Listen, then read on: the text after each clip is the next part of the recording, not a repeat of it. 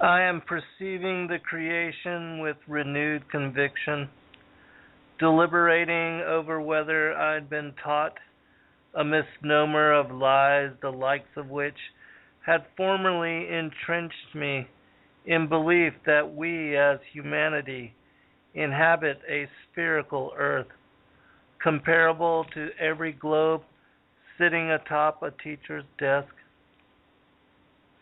As inheritors of the grand matrix, we are indoctrinated as children into speculative assumptions I have only recently learned were based upon a carefully crafted web of deceit, so all-consuming, our postulation of living upon planet truly unwarranted.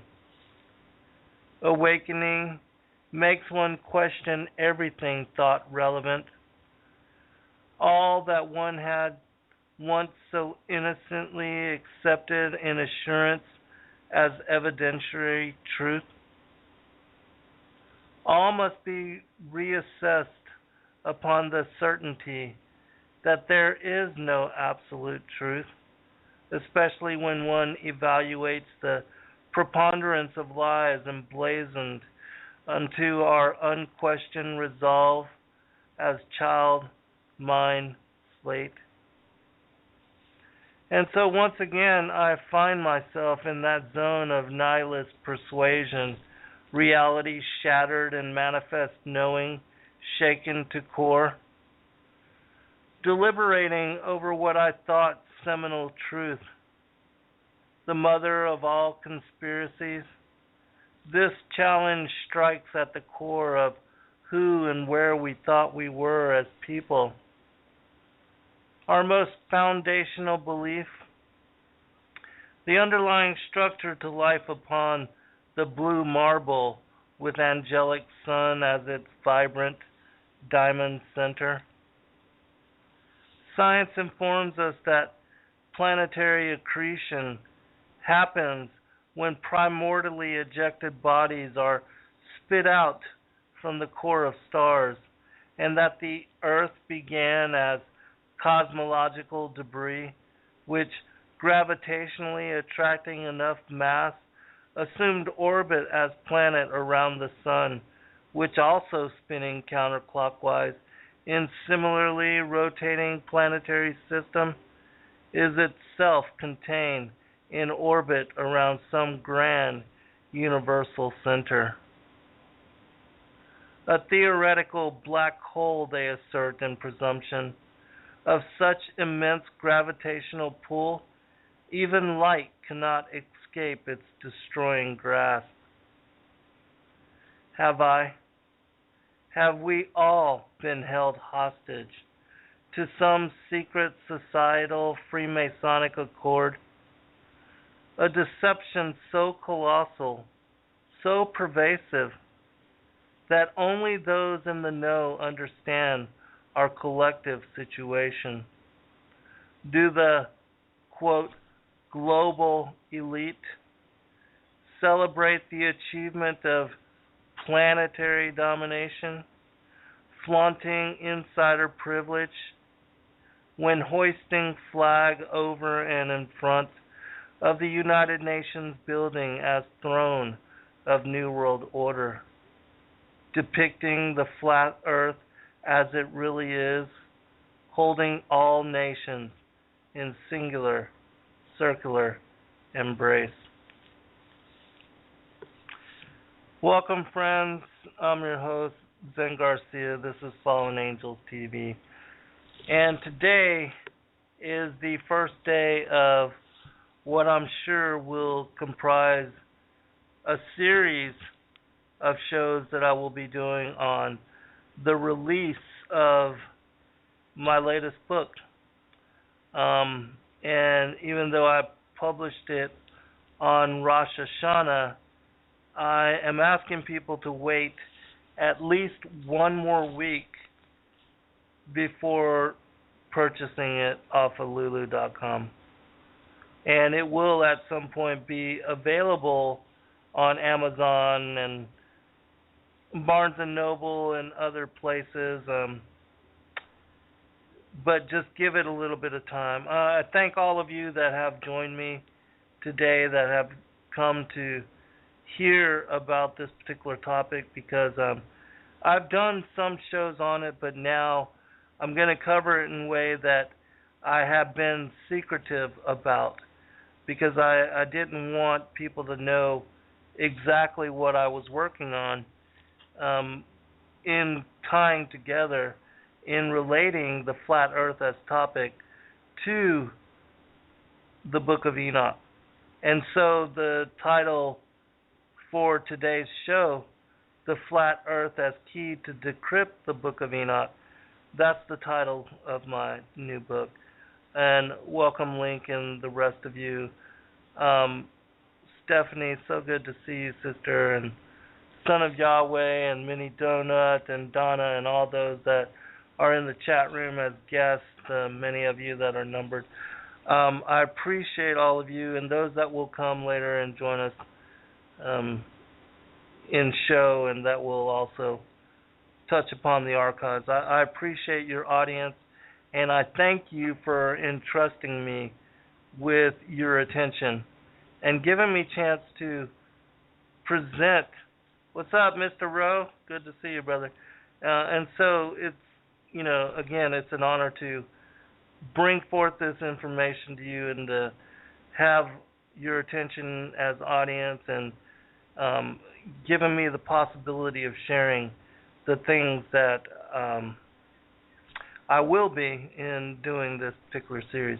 I don't know if you heard, but I did a show just this past Wednesday with Rob Skiba on his program, Truth Frequency Radio, and gave him, basically the first opportunity to ask me about these particular issues and topics.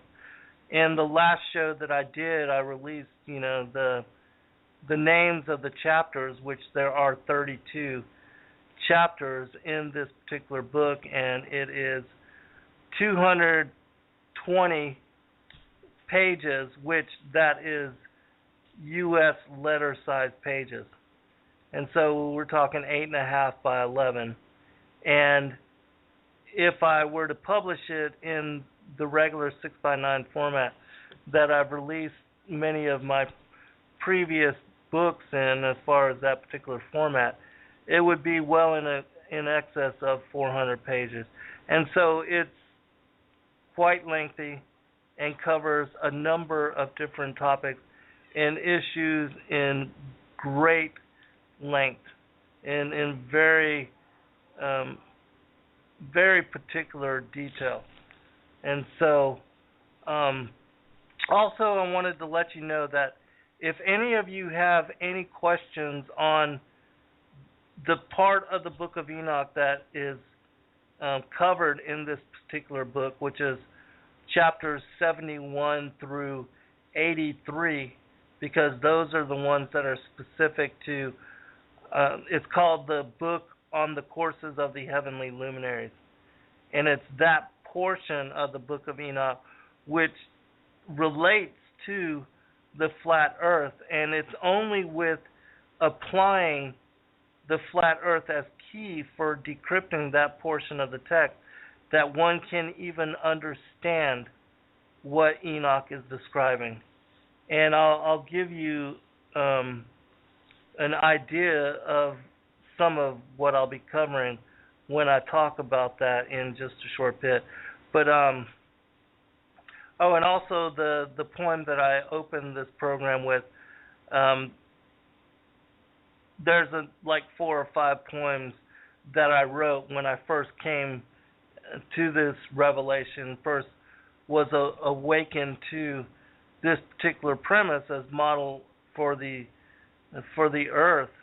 I sat down and just wrote, just put out those particular poems, and I think that they describe my dilemma, as well as where many of you, in studying this topic and understanding that we do not live on a globe, and that the biblical reality of what is relayed within the scriptures is that the earth was created first as foundation for the heavenly luminaries, the firmament which was established above it, that when you look at the order of creation, that it absolutely confirms this, even though the earth had become null and void, and the rest of the chapters of Genesis are describing its recreation. It is, and was a firm, fixed, stationary, and immovable foundation for the establishment of the firmament, and that the heavenly luminaries were then placed into the firmament after the establishment of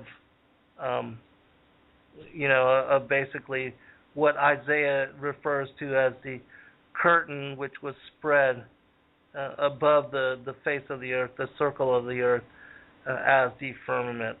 And so I'll be covering other things as well in relation to the scriptures, as I do in my book, because so many of my listeners, when I first started to cover this topic, many sent me Isaiah 40, chapter 40, verse 22, as verification that we live on a globe.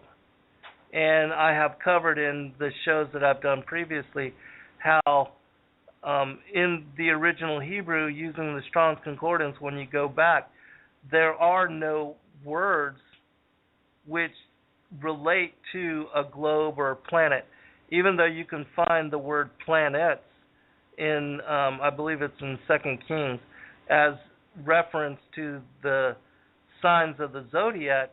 You don't find any relation, any reference, any scriptural confirmation of the earth in the shape of a planet or a globe.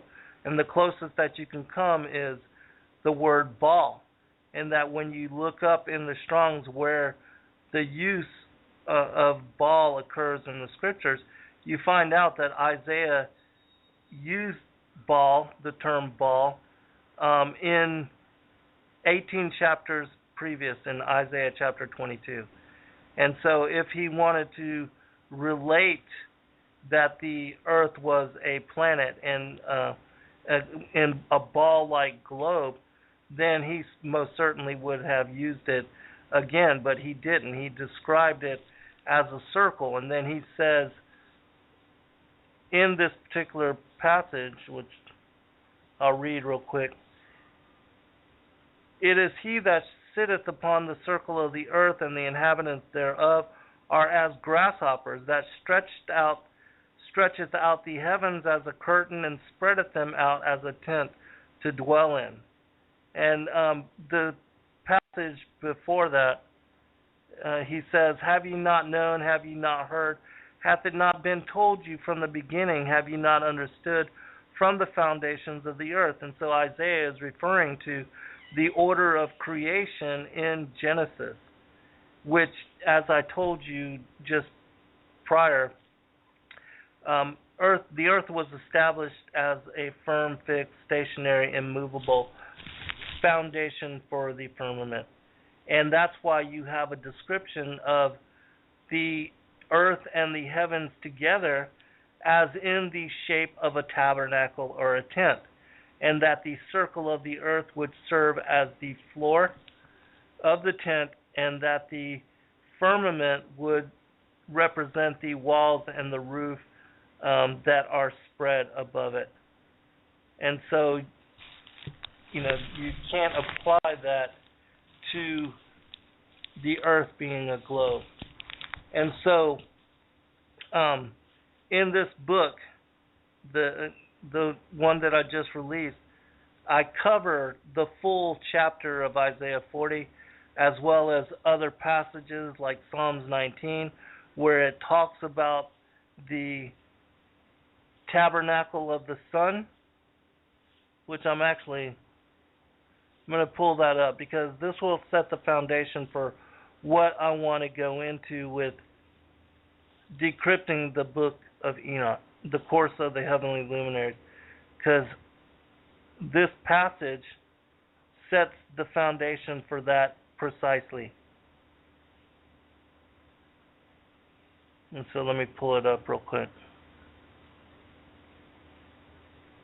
All right. The first 6 verses, which I cover all this in this book, the new one that I just released.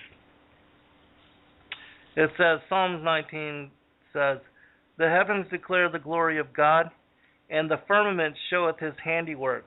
Day unto day uttereth speech, and night unto night showeth knowledge. There is no speech nor language where their voice is not heard. Their line is gone out through all the earth, and their words to the ends of the world. In them hath he set a tabernacle for the sun, which is as a bridegroom coming out of his chamber, and as a strong man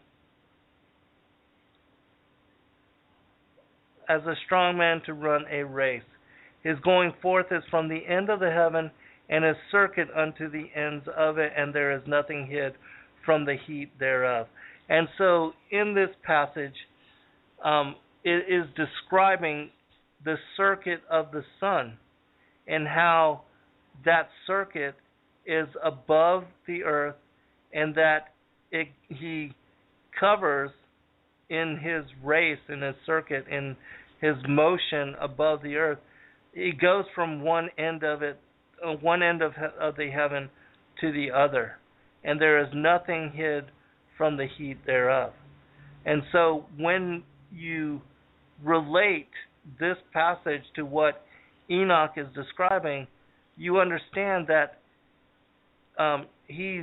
because Enoch, in the course, the book on the courses of the heavenly luminaries, he spends these 12, 13 chapters describing the motions of the sun and the moon, and not the earth and the moon.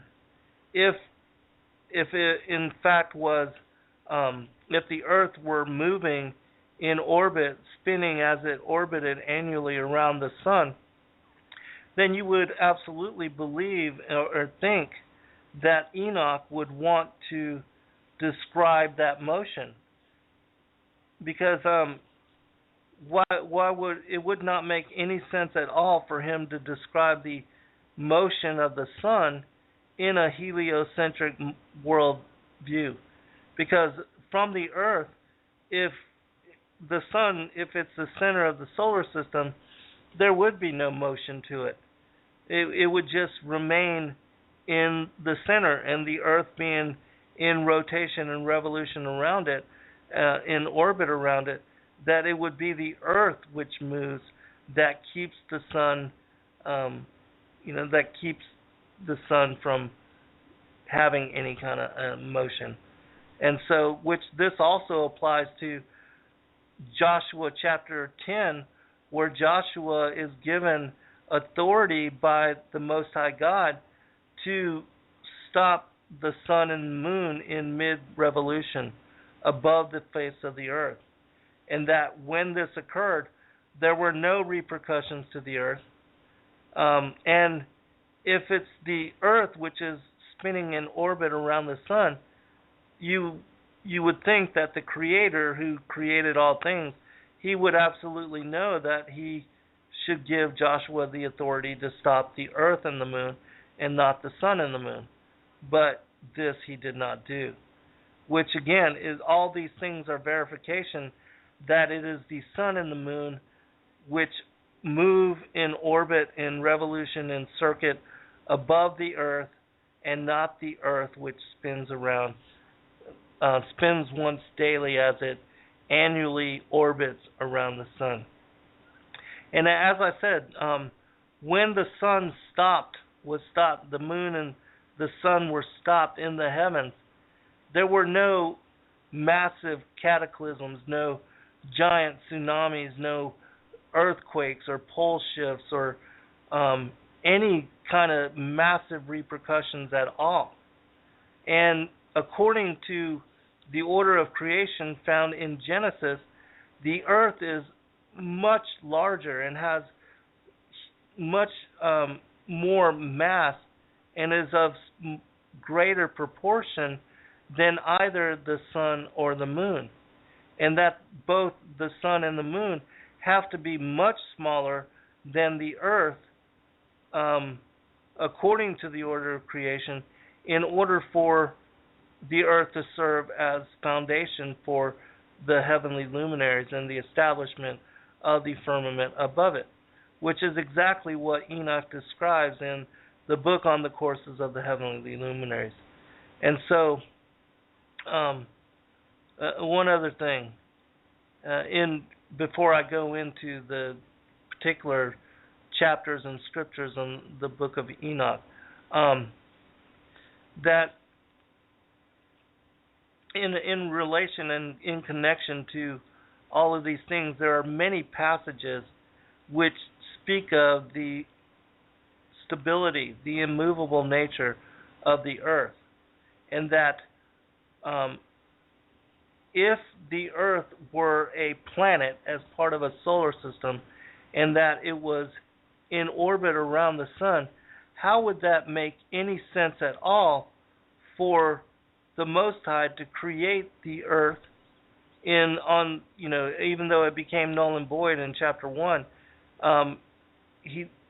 the mountains and the seas and the oceans, everything is defined and given boundary in the recreation of the earth, which takes place and is listed in chapter 3. Even the grasses and the trees and the different things, the plants, all of that growing, the boundaries to the mountains and the oceans being set, the oceans being brought forth out of the depths of the waters. How would that make sense if you consider that the sun was created and established as the great luminary, as for the light which would rule over day? How is it that it would make any kind of sense for the earth to be created first, and then the star which it's supposedly revolving around is created on the next day and then put into the firmament above the earth? That it does not make any kind of sense. And so one has to really consider these things when you read the scripture and when you understand the order of creation, as well as the description of the earth as firm, fixed, stationary foundation, immovable foundation for the heavenly luminaries, how all of these things are related to even what Isaiah describes in chapter 40 of verse 22. It's only with understanding the geocentricity of the earth that one can make sense of all of these things as they relate together. And it's only with this understanding that one can then study and read the book of Enoch, the courses of the heavenly luminaries, and then make any kind of sense out of them at all. Which is why, in being led to this revelation, that I stopped immediately the work that I was doing on my other books, because I was working on 2 at the time, one on the War in Heaven, and I was close to being done with them and to publishing them, but I felt like this revelation was so important and so necessary, since so many people are now being led to study of this topic. For whatever reason that is, it has flooded into the collective conscious of humanity in this day and age. And so a lot of people are beginning to study and to open themselves to these kind of possibilities. And another thing that I've discovered in researching this topic on YouTube is that most of the flat earth researchers, I would say the majority of them, they are agnostics and atheists, and they divorce intelligent design, and that humanity was created in the image of our Maker, of the Most High God.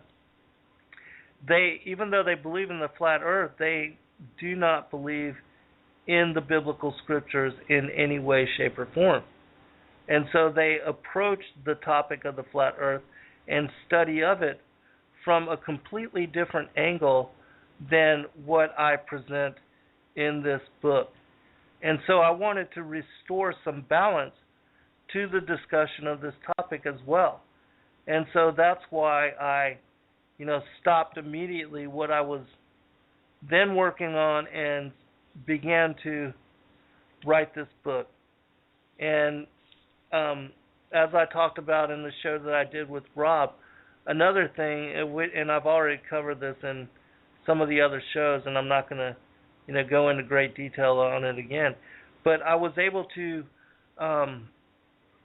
discover Bible codes which also, as keywords, they were related to the information that is contained within this book. And I'm going to post a link in the chat room to the particular translation that I used for this book, because this is the one that I'm going to be reading from.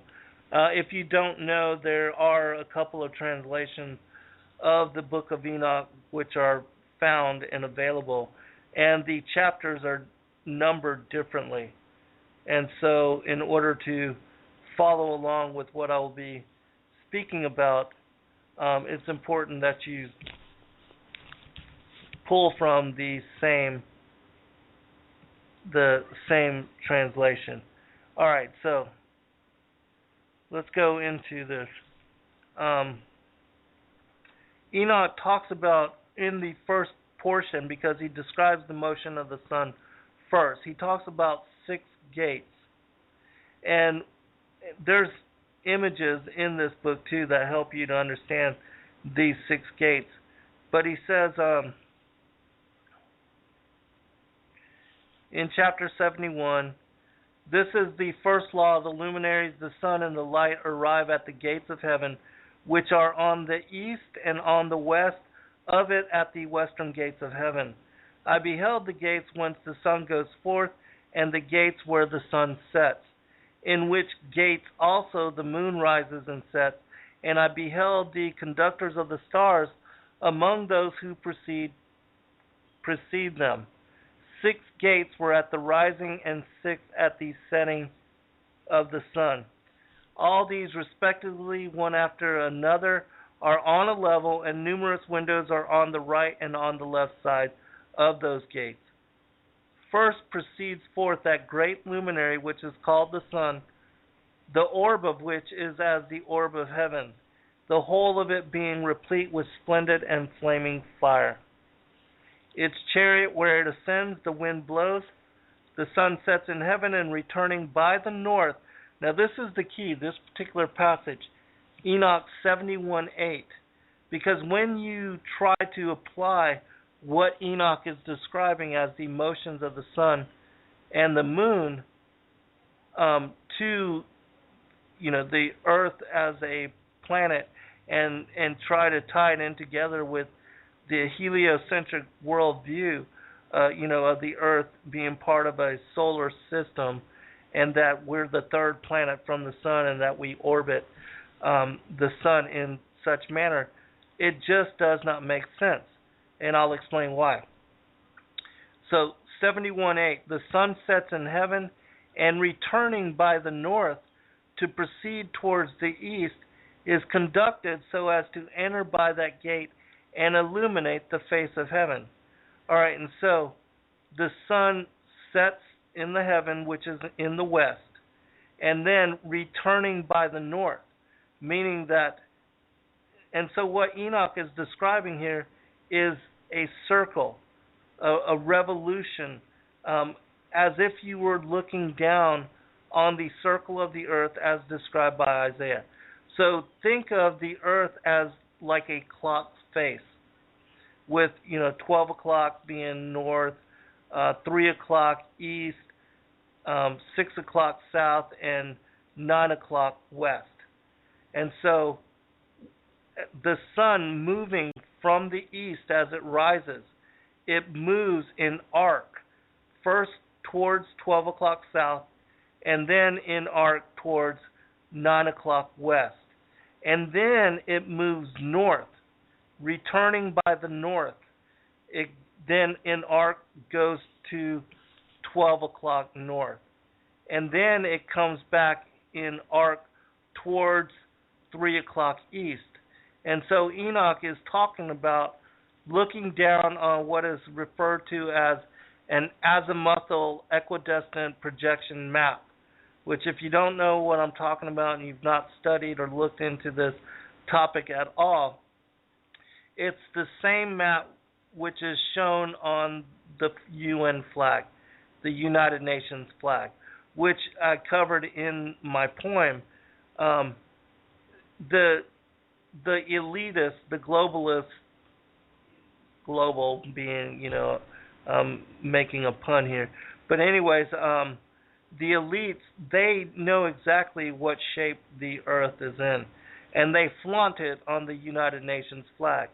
And they do that as a way to laugh at the masses for our believing in the heliocentric worldview, which demotes the earth as the center of God's universe and establishes the sun, which we know that Lucifer is considered to be the sun god, and that the heliocentric worldview is part of Lucifer's exalting himself above the throne of God.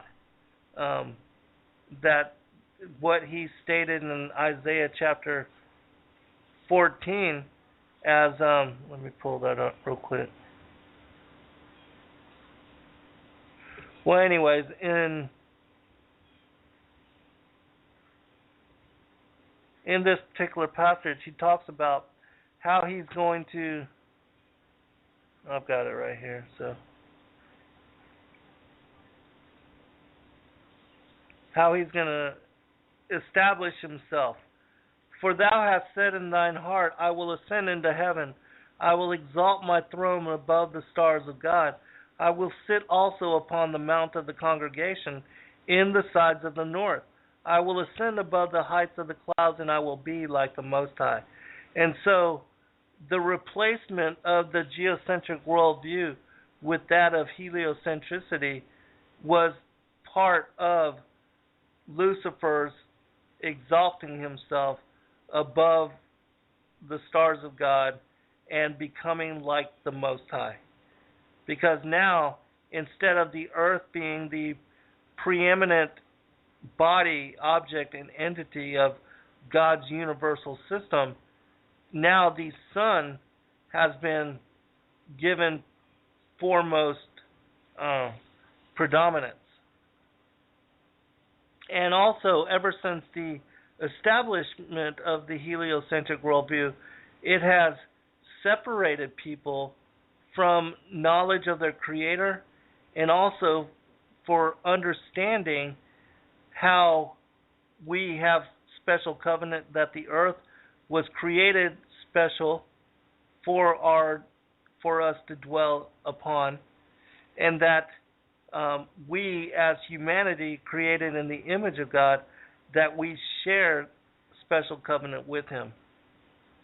But ever since the heliocentricity and the establishment of this replacement system, science set the premise for other greater deceptions like Darwinism, and the whole premise that we evolved of a monkey.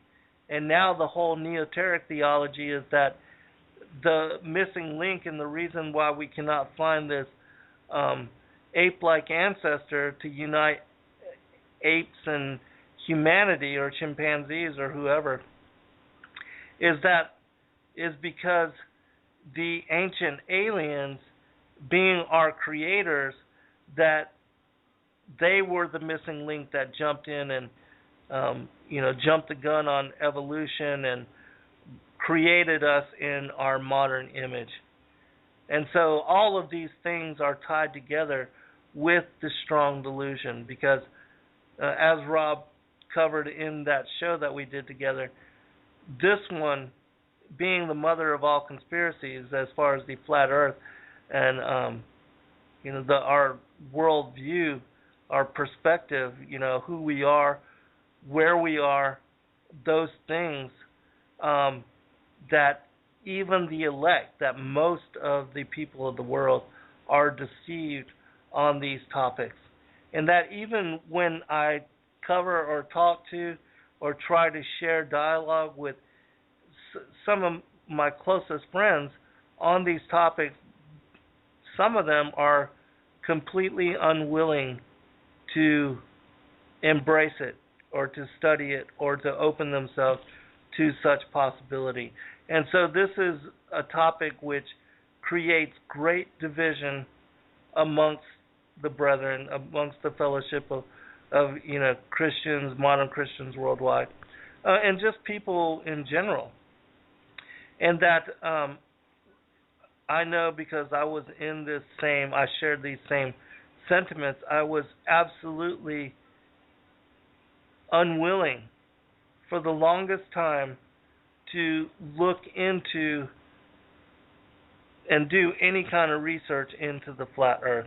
And it's only after many of you really hounded me and kept almost begging me to give it consideration, and you appealed to my sense that, like in my fourth book, Lucifer, Father of Cain, I spoke about how all of us needed to keep an open mind, and that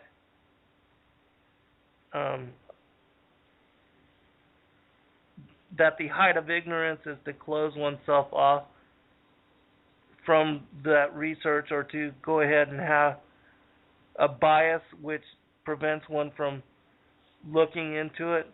And just as it says in Proverbs, he that answereth a matter before he heareth it, it is a folly and a shame unto him. The same thing. There is a principle which is a bar against all information, which is proof against all argument, and which cannot fail to keep man in everlasting ignorance. That principle is condemnation before investigation. And so you, as listeners, appealing to that aspect of the work that I had already done and released in connection to other very esoteric and challenging topics like pre-existence, predestination, Cain being a child of the devil, that's what got me. And so instead of being a hypocrite, I went into it with open mind, decided to give it 2 or 3 days to really, because I felt like I'd be able to overthrow this argument, and I'd be able to, just really throw it out the window and not have to deal with it again. But that was not the case. I would also add that Yeshua said in the Gospel of Thomas, the Pharisees and the scribes have taken the keys of knowledge and hidden them. They themselves have not entered, nor have they allowed to enter those who wish to. You, however, be as wise as serpents and innocent as doves.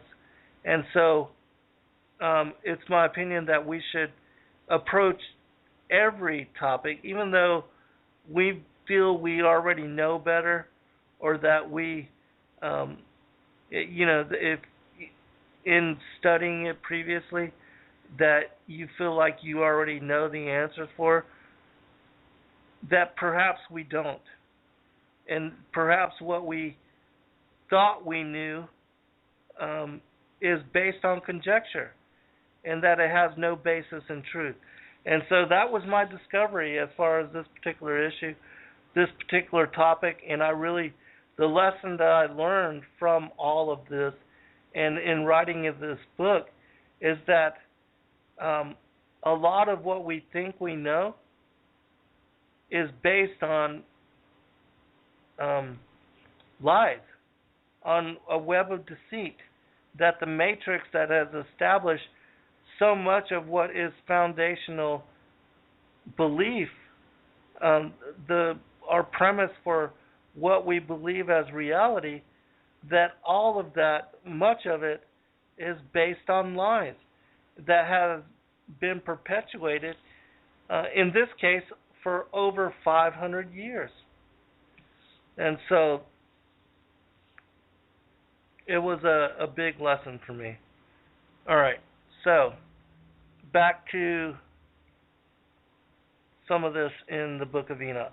And so when I understood that what Enoch was talking about with this azimuthal equidistant projection map was exactly what the United Nations depicts on their flag, which I would ask people to Google search right now the UN flag, and you'll see that it's basically the Earth in just a giant circle, as is described in Isaiah, this circle of the Earth, and that the very center of the map is where the North Pole resides.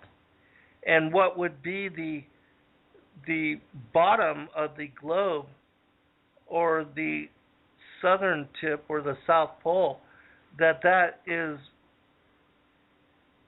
instead of being a point where the Earth meets and congregates and comes together, is actually the outer edge, the outer band, the outer ring of the ends of the Earth, the extremities of the Earth.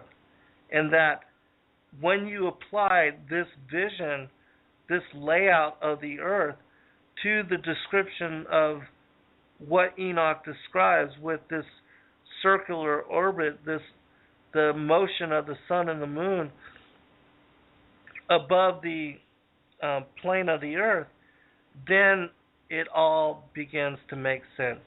And as I've related in this book, you can read every portion of the course on the heavenly luminaries and make sense to it, as long as you apply it to that particular understanding.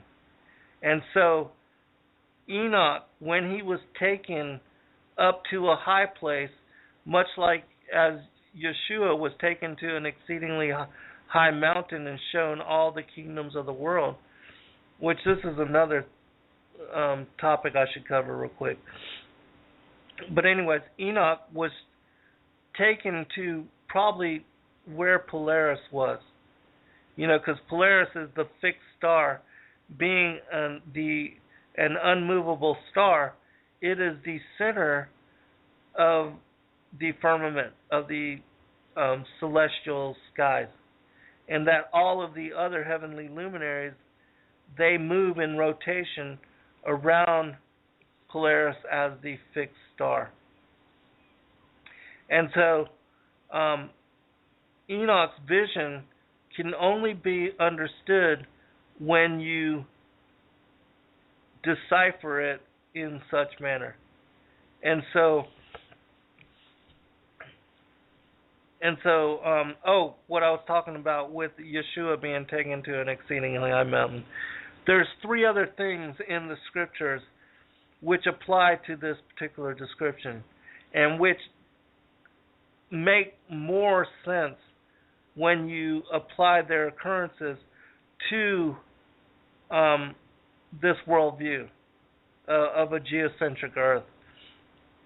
And those three things are in Daniel, I believe it's chapter 4, or maybe chapter 12, I can't remember. But anyways, in Daniel, Nebuchadnezzar describes to him a dream that he had of a tree growing in the midst of the earth, and that this tree reached unto the heavens. And he said that this tree could be seen from the ends of the earth. And same thing with Yeshua. When Satan tried to get him to bow down before him, he offered him all the kingdoms of the world. He took him to an exceedingly high mountain, And he showed him all the kings of the world, kingdoms of the world, and he said, if you will bow down to me and worship, I will give you all these kingdoms as they have been given to me, to deliver to whomever I wish to deliver them to. And so it also says in this passage that Yeshua was able to see all of the kingdoms of the world. Whereas if we were on a globe, even if he was, at the North Pole, how would you see all of the kingdoms of the world? You can't. And same thing with a tree. Even if it were, in the very middle of the earth and growing all the way to the very high heavens, you could not see it from every portion of the earth unless you understood that the earth was indeed a flat and stationary and fixed plane. Same thing for Yeshua's return at the end of days. And in Matthew 24 and Revelation chapter 1, it speaks of how every eye will see him, and that when he comes for his second coming, that it will be as lightning spread from one end of the earth to the other, and that every eye will be able to witness his second coming, his return. Same kind of thing. That makes a lot more sense when you understand that the earth is a flat plane and that it is laid out in a giant circle, and that every portion of it, if looking up, all of the inhabitants of the earth are straight up and down. Nobody's upside down. Nobody's on the bottom side of it. Everybody's right side up, and that looking up towards the heavens, that's where the firmament is. And so when he comes again with all of his saints and with his angels, that's why every eye will be able to see him. All right.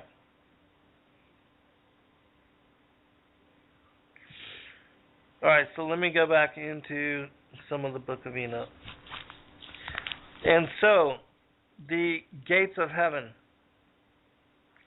I'm going to just read a little bit more of this and then explain it to you.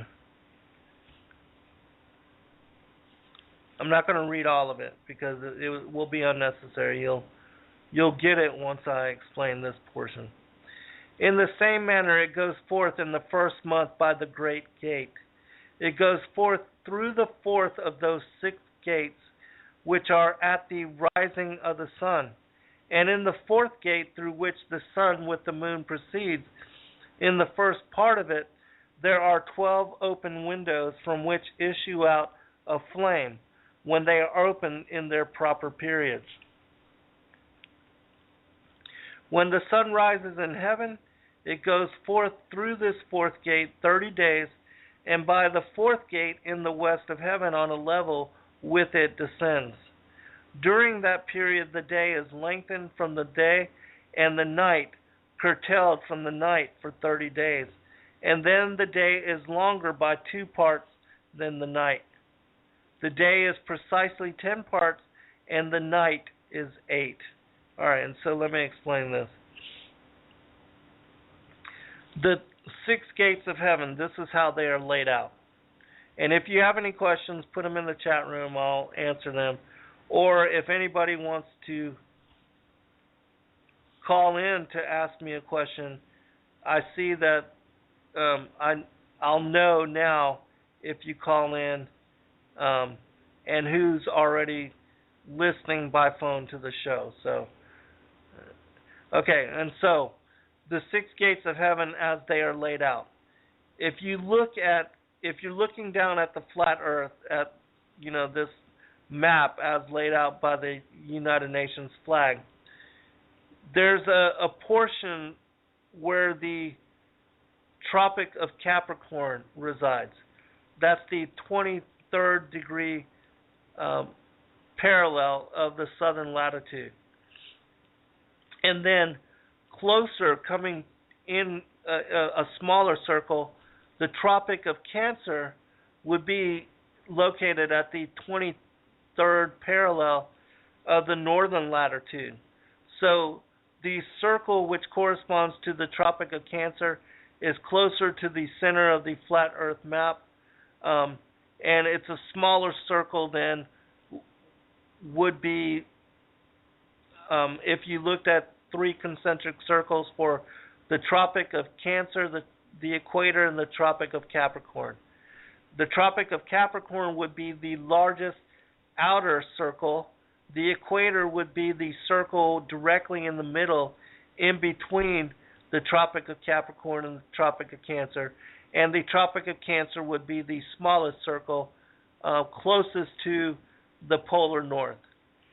And so, if you divide this area between these two tropics by 6 gates, you have 3 gates below the equator between the Tropic of Capricorn and the equator, and 3 between the equator and the Tropic of Cancer. For those that don't know, the Tropic of Cancer is where the sun is located on the summer solstice, the longest day of the year. And when it is located on the winter solstice, on the Tropic of Capricorn, this is when, it's the winter solstice. It determines the day of the winter solstice, even though it's summer for southern latitudes.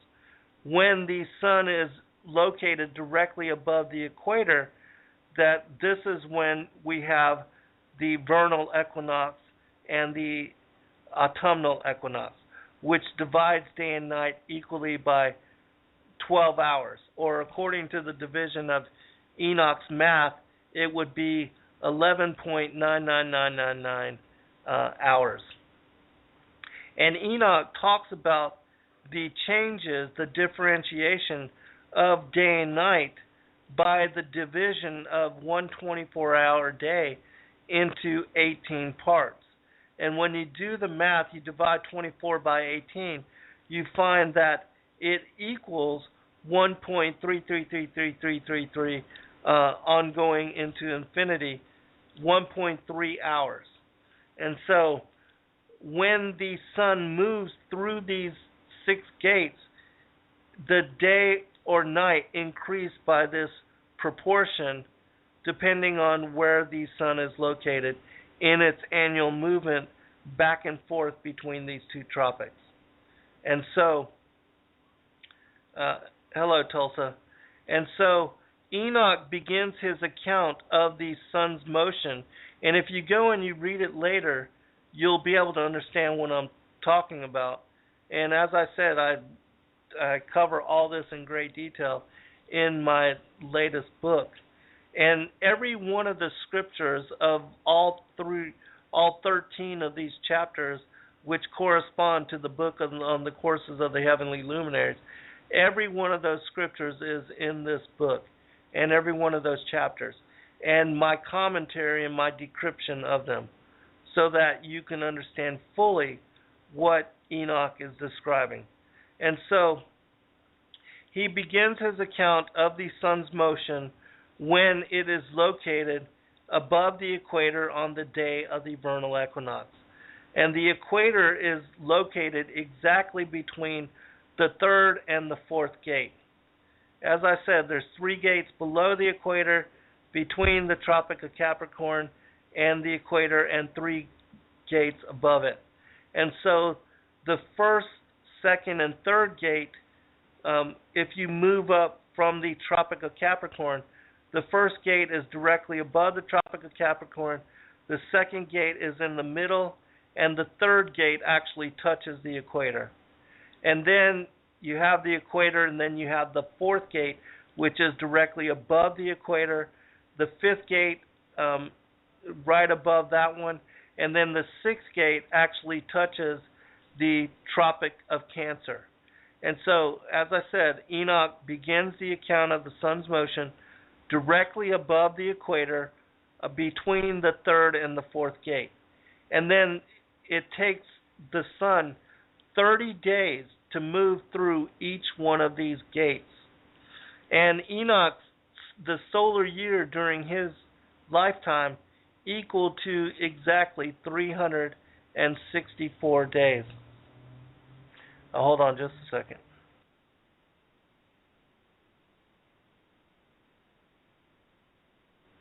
All right, and so it takes 30 days to go through each one of these gates of heaven. This is why in this passage that I just read, Enoch describes, let me read it again and apply it to you.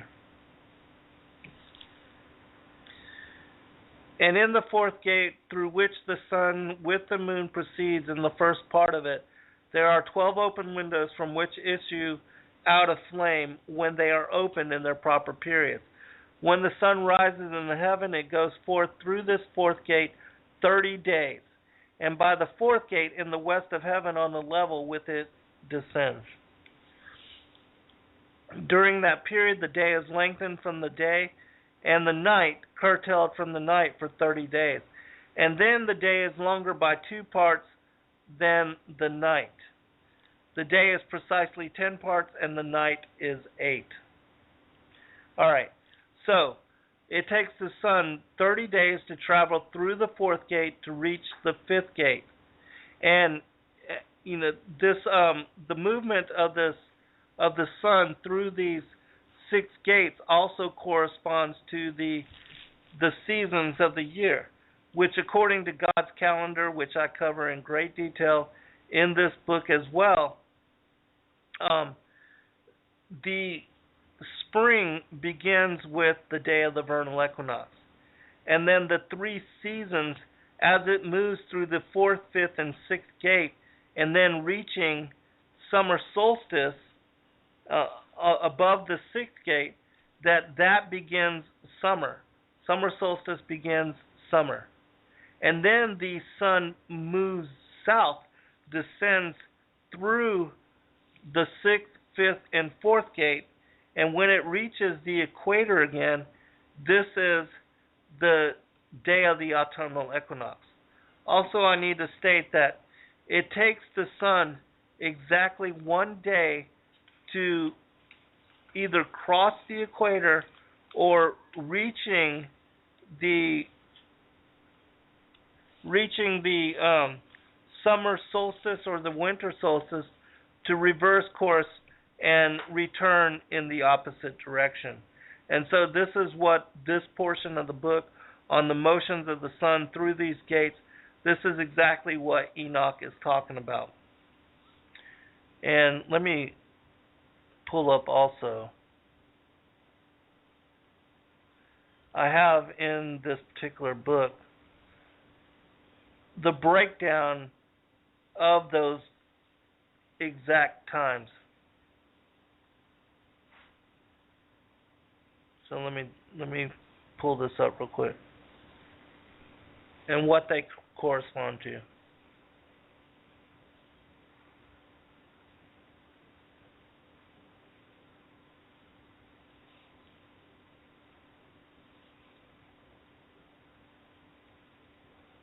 Okay, just take me a minute to find it, and then I'll explain it.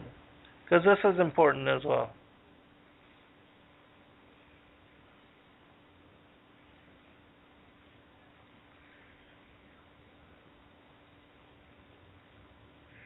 Okay, here it is.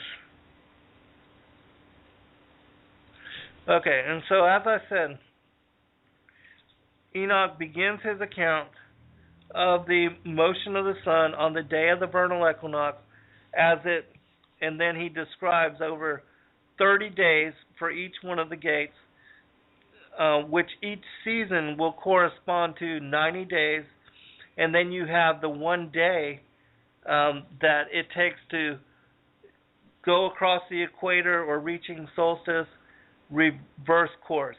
And so that's what the equivalent of 364 days to the solar year.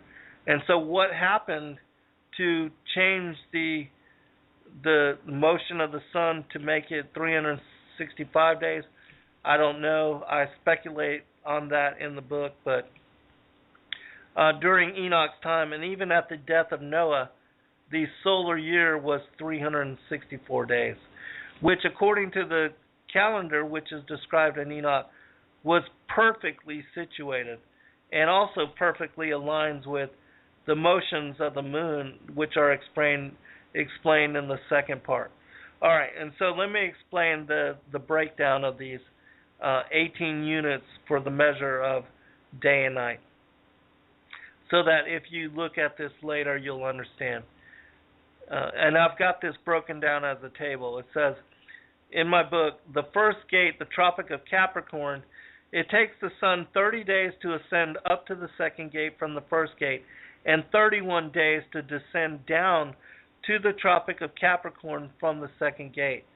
The day that the sun is positioned above the Tropic of Capricorn marks the winter solstice as the longest night and shortest day of the year for northern latitudes.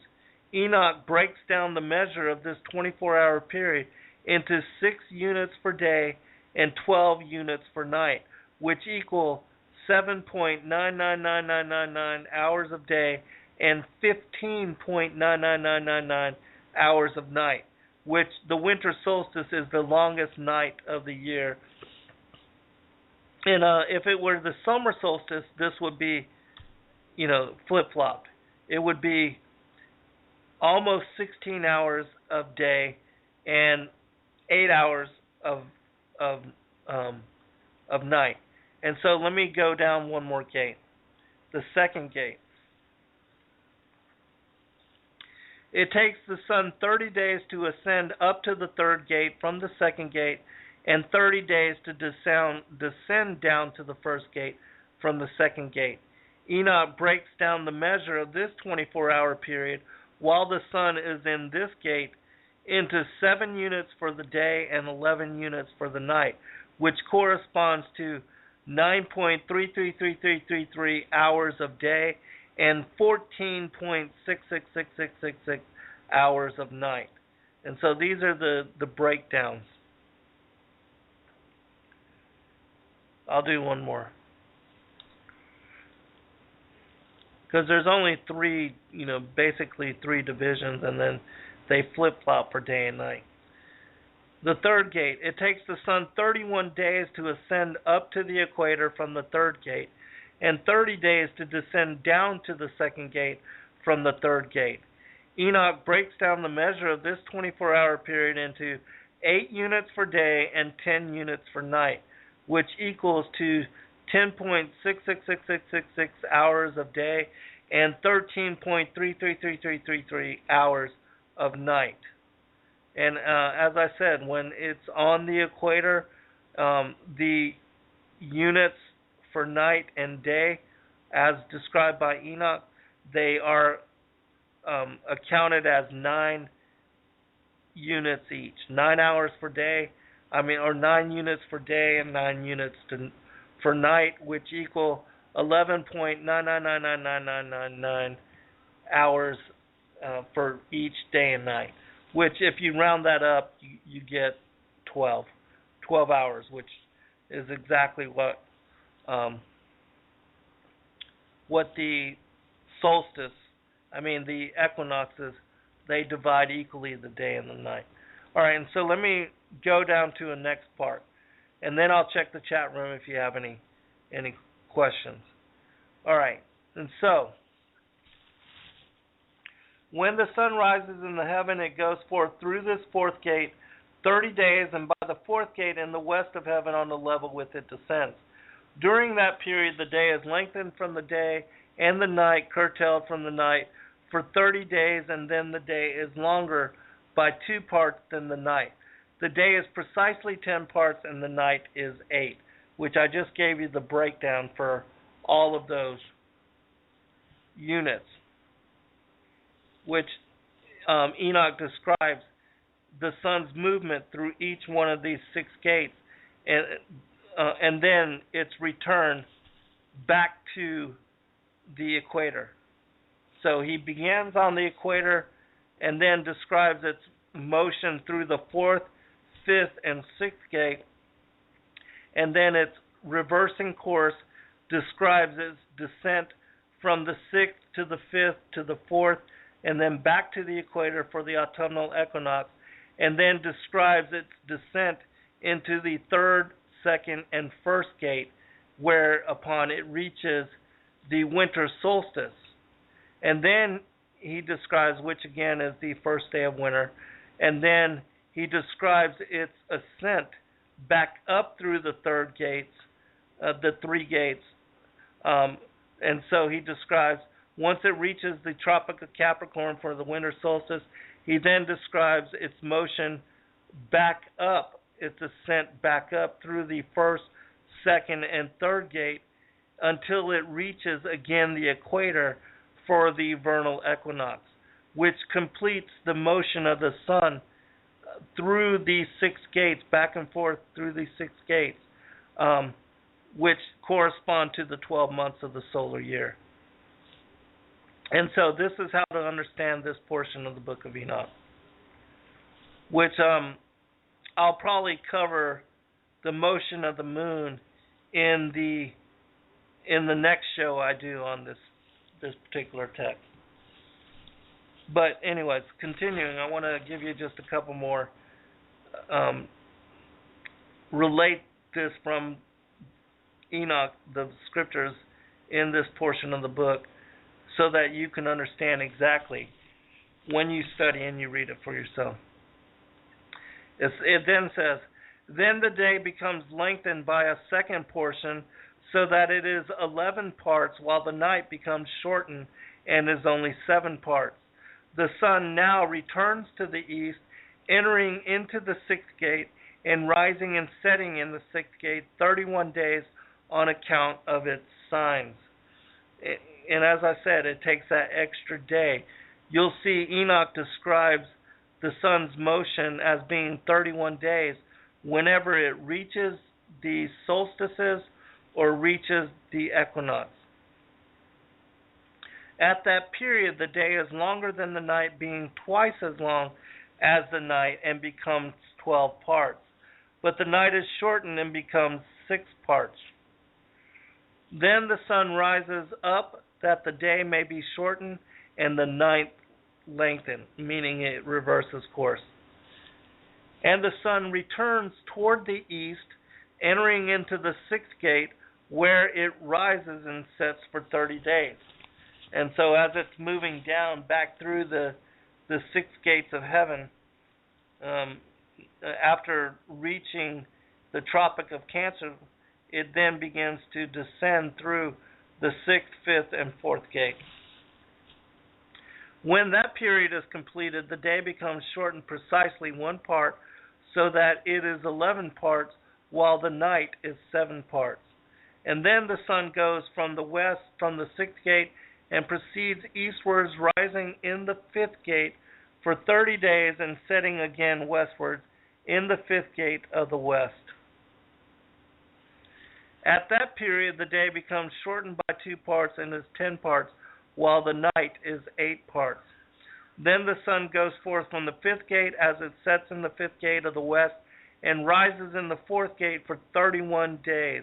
See, it's reaching the equator again for the autumnal equinox, on account of its signs setting in the west.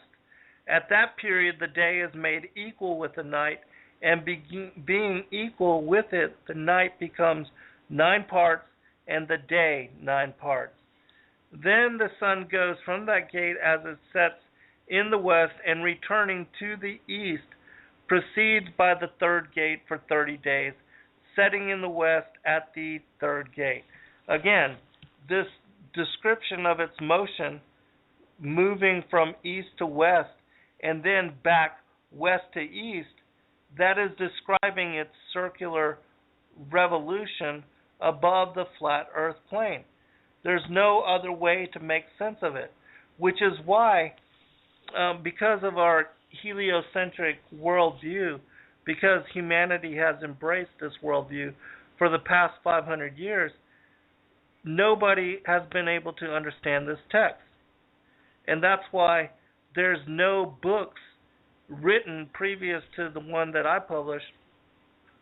When you look for a book describing the Enoch's description of the motions of the sun, there are none. There are none available. Not on Amazon, not on the internet. There are no texts that have been written which help people to understand what he's describing. And it's because, as I said, the flat earth is key for understanding what Enoch is talking about. And it's only when one understands it in this manner that one can make sense of the vision that Uriel, the angel Uriel, gave to him, and which Enoch describes. All right, I'm going to continue. As I said, if you have any questions, just post them in the chat room. And as I said also, the name of my book is The Flat Earth as Key to Decrypt the Book of Enoch. And it's released right now, even right now, on lulu.com. If you want to order it, you can. I would give it at least 2 or 3 more days for me to add one other portion to the text. But if you just, don't want to wait, you can go ahead and order it right now and have it sent to your house within a couple days. And then you can read, exactly what I describe in there of what I'm relaying on this particular radio program. All right. Stephanie says, I think I could understand it better if I could see. Oh, absolutely you would. In some kind of video or maybe a set of drawings. It's very complicated to me anyways. Yeah, it is, and this is why nobody has been able to decrypt this text.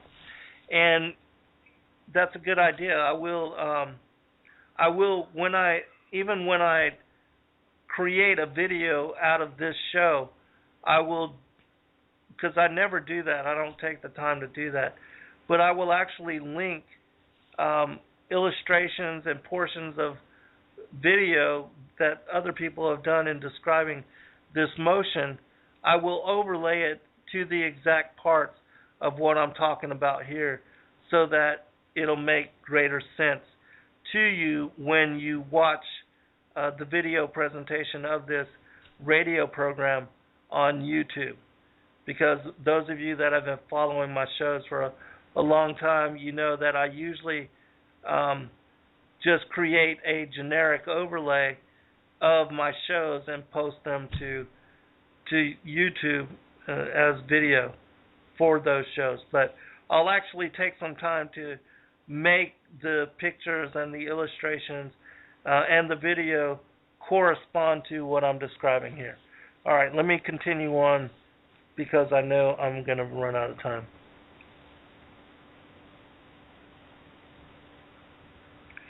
All right, continuing. Then the sun goes from that gate as it sets in the west and returning to the east.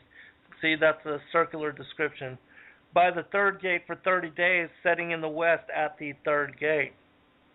At that period, the night is lengthened from the day during 30 mornings, and the day is curtailed from the day during 30 days, the night being 10 parts precisely, and the day 8 parts.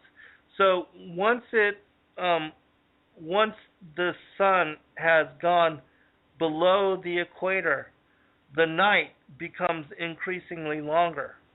And it's now the night which has greater length and duration than does the sun. And so the motion of the sun from the equator through the 4th, 5th, and 6th gate, that describes the days becoming longer. And then once it reaches the 6th gate, that's the summer solstice, the longest day of the year. What Enoch describes as 12 parts and then 6 parts.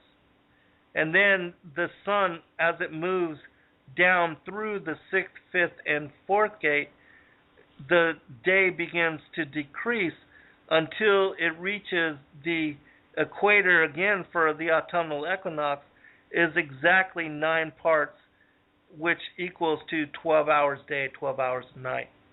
And then as it descends through the third, second, and first gate, the night becomes increasingly longer than the day until reaching the first gate for what is the longest night of the year, or the shortest day of the year.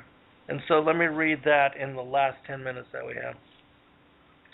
At that period, the night is lengthened from the day during 30 mornings, and the day is curtailed from the day during 30 days, the night being 10 parts precisely, and the day 8 parts. The sun now goes from the third gate as it sets in the third gate in the west, but returning to the east, it proceeds by the second gate of the east for 30 days. In like manner, also it sets in the second gate in the west of heaven. At that period, that the night is 11 parts, and the day 7 parts. Then the sun goes at that time from the second gate as it sets in the second gate in the west, but returns to the east, proceeding by the first gate for 31 days.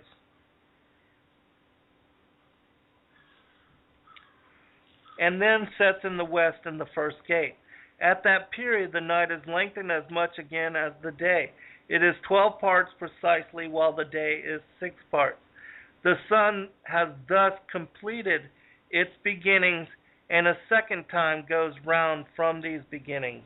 Into that first gate it enters for 30 days, and sets in the west in the opposite part of heaven.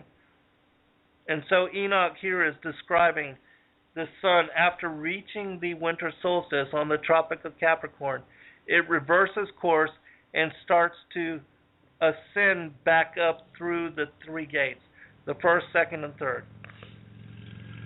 At that period, the night is contracted in its length a 4th part, that is, 1 portion, and becomes 11 parts. The day is 7 parts. Then the sun returns and enters into the second gate of the east. It returns by these beginnings 30 days, rising and setting. At that period, the night is contracted in its length. It becomes 10 parts, and the day 8 parts. Then the sun goes from that second gate and sets in the west, but returns to the east and rises in the east.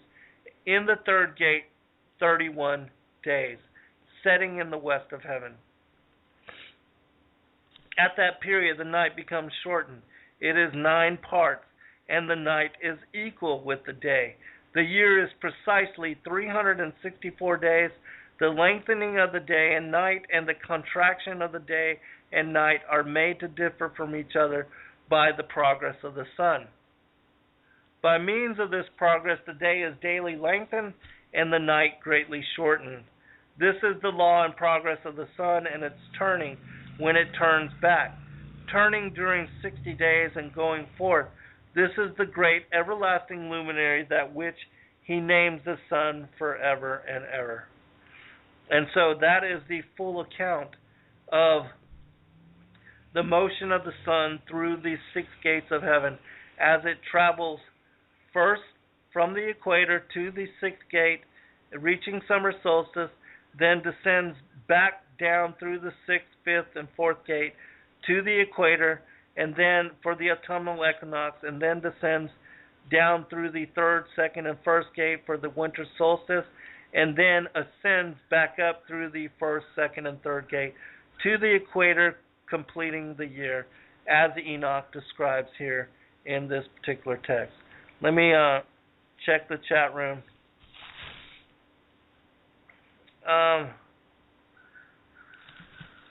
Let's see. You're welcome, Link.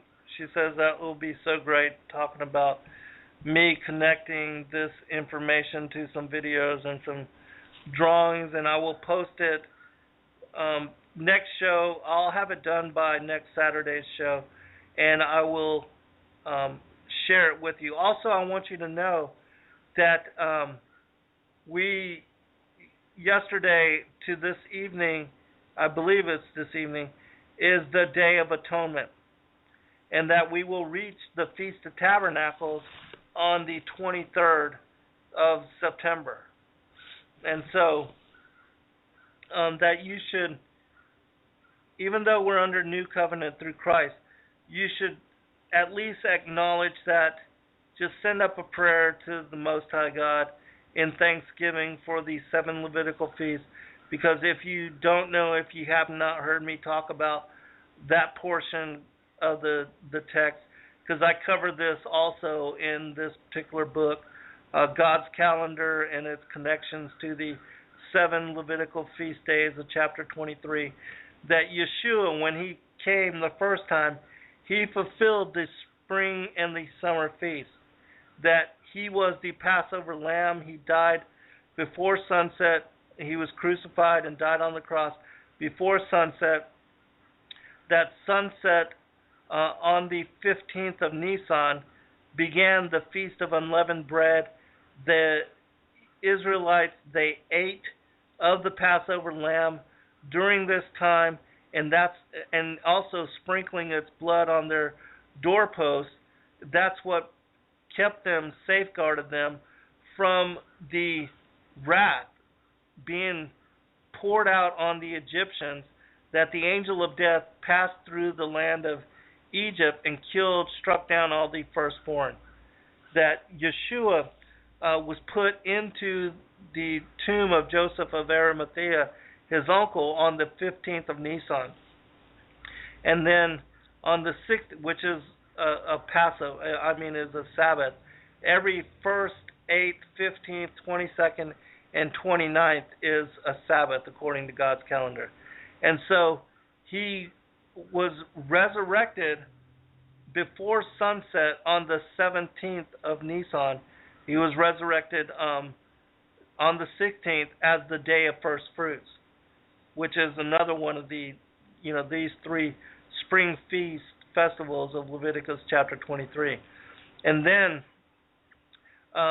the Feast of Pentecost celebrates Moses and the Israelites being freed from the bondage of Egypt. And 50 days after they left Egypt, they received the Torah. The 10 Commandments were given to Moses. And so the Feast of Pentecost is to celebrate the receiving of the Torah and the Israelites becoming a nation and a people dedicated to Yahweh God, Yahweh the Most High, the Father. And this aligns with Yeshua's first coming, because it was on this day that the Holy Spirit filled the apostles and the other people of the nations. They heard them speaking in their own language. They were speaking in tongues, and they were able to be understood in their own language. And so that signified the beginning, the establishment of the church. And so Yeshua will fulfill, with his return, with his second coming, the 3 fall feasts, which, if you don't know, they align with the Feast of Tabernacles, the Feast of Trumpets, which also aligns with the trumpet being sounded by the 7th angel. And it says in Revelation, the kingdoms of this world have become the kingdoms of our Lord and his Christ. And so that when Yeshua returns again, that's when the rapture event, or the catching away, or the protection of the church from the wrath of God, which is to be poured out on those not written into the books of life, that's when that occurs. And then the Day of Atonement, it aligns with the judgment seat, when Yeshua takes the judgment seat, and every knee bows, every tongue confesses, all are brought before him to declare and to be judged according to their worth, whether they will have and take part in salvation. And then the Feast of Tabernacles aligns with the millennial reign. And so all of these things, align with, and it's another reason why it's important to not only study God's calendar, but also these 7 Levitical feast days and how they are prophetically connected to Yeshua's first and second coming. And all of this material is part of this book. As I said, the name of the book is The Flat Earth as Key to Decrypt the Book of Enoch. And so I appreciate all of you, and thank you for taking the time to listen to me and join me for this show. And I will do my best to line up some videos and some photographic evidence so that you can better understand what I covered in detail in this particular show. I appreciate all of you. I pray that the Most High leads you in guidance and discernment. Remember, today is the latter part of the Day of Atonement, and it's a day that we should reflect on how to become closer in relationship to the Most High God, so that we can be worthy to be counted with the elect when the day of the Lord commences, and we are, counted. Hopefully, pray that we are all counted worthy to have part in salvation and to have an inheritance in eternal life. God bless all. Good night.